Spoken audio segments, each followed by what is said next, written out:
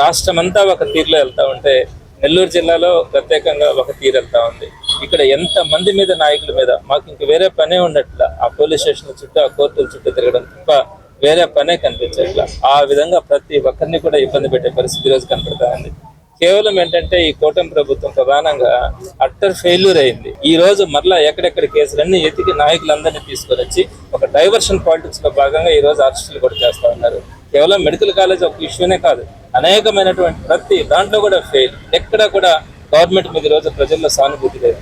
ఇవన్నిటిని కప్పిపుచ్చుకోవడానికి మరలా లిక్కర్ కేసులు కానీ లేకుంటే ఈరోజు వీరి చలపతి గారి మీద పెట్టినటువంటి కేసు కనుకైతే ఎప్పుడో 2.5 సంవత్సరాల క్రితం ఒక ఇంటి మీద ఎవరో ఏదో గొడవ చేస్తారంట.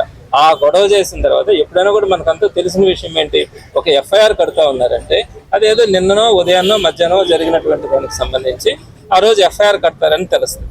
కానీ ఇప్పుడున్నటువంటి పరిస్థితులు ఏంటి, 5 ఏళ్ల క్రితం 6 ఏళ్ల క్రితం జరిగినటువంటి కేసులకు కూడా ఈ రోజు ఎఫ్ఐఆర్ కట్టచ్చు.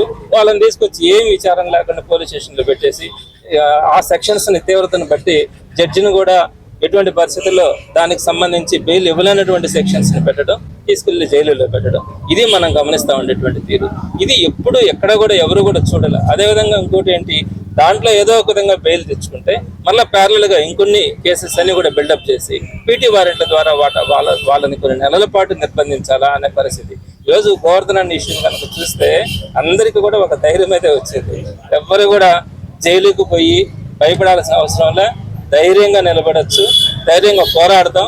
అంతకు ముందు ఉన్నది కూడా ఆయన చెప్తున్నటువంటి డైలాగ్ ఎప్పుడు కూడా చాలా బాగా కూడా నచ్చింది నాకు. ఎందుకంటే గర్జించే సింహం కన్నా గాయపడ్డ సింహం ప్రమాదమైందని. డెఫినెట్ గా అదే ఈ రోజు కూటమి ప్రభుత్వం కూడా గమనించుకోవాలా.